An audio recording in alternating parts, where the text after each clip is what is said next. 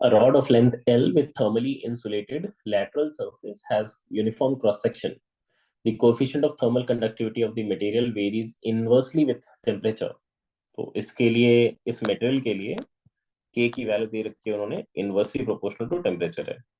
तो के की वैल्यू को अगर आपको लिखनी है तो, सॉरी, थर्मल कंडक्टिविटी ना, तो के की वैल्यू को आप लिख सकते हो कि some constant C by T हो जाएगा। ठीक है, this T will be temperature.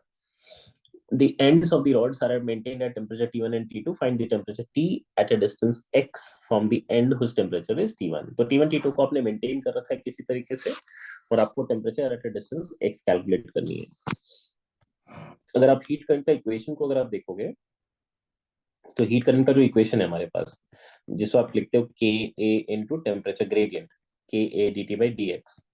But since आप हीट करंट को आप हाई टेम्परेचर से लोअर टेम्परेचर की तरफ दिखाते हो, तो ये टेम्परेचर ग्रेडियंट आपका नेगेटिव होगा। मतलब जैसे जैसे आप लेफ्ट से राइट की तरफ अगर आप जाते जाओगे, तो टेम्परेचर घटती जाएगी। तो D T by D x is a negative quantity, तो इसलिए इसके साथ एक नेगेटिव अपनी तरफ से लगाएंगे ताकि हीट करंट आपको पॉजिटिव क्वांटिटी में दिखाई दे।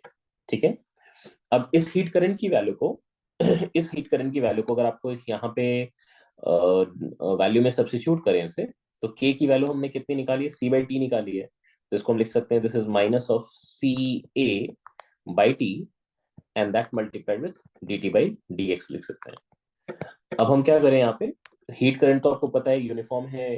जब स्टेडी स्टेट आ जाती है तो आप किसी भी क्रॉस सेक्शन से हीट करंट निकालेंगे, कांस्टेंट ही आती है। तो इस हीट करंट को जब मैं dx से मल्टीप्लाई करूंगा यहाँ पे, तो ये बन जाएगा minus of C A into D T over T बन जाएगा।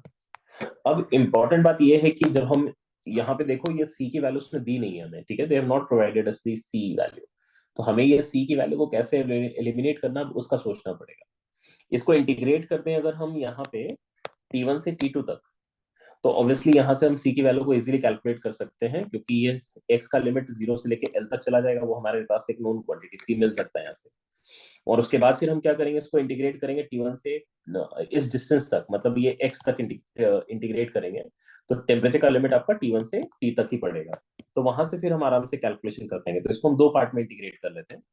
एक हम ऐसा लिख लेते हैं कि h into integration of D X, this is from 0 to L, this is equal to minus of CA into integration of dt by t, and this is from T1 to T2। ठीक है, and यही चीज दूसरे step में हम क्या करेंगे, h into integration of dx, यहाँ पे 0 से लेके x तक करेंगे, and this will be minus of CA into integration of dt by t करते वक्त यहाँ पे T1 से t लिख देंगे। ठीक है, अभी इन्हीं दोनों इक्वेशन को डिवाइड कर देते हैं, काम ही आसान हो जाएगा। तो ये हो जाएगा L by x, and this is equal to C, ये तो कट गया, और यहाँ पे बचा एल एन ऑफ, ये बचा आपके पास T2 बाई T1, और यहाँ पे बच रहा है हमारे पास divided by L N of T by T1 बच रहा है।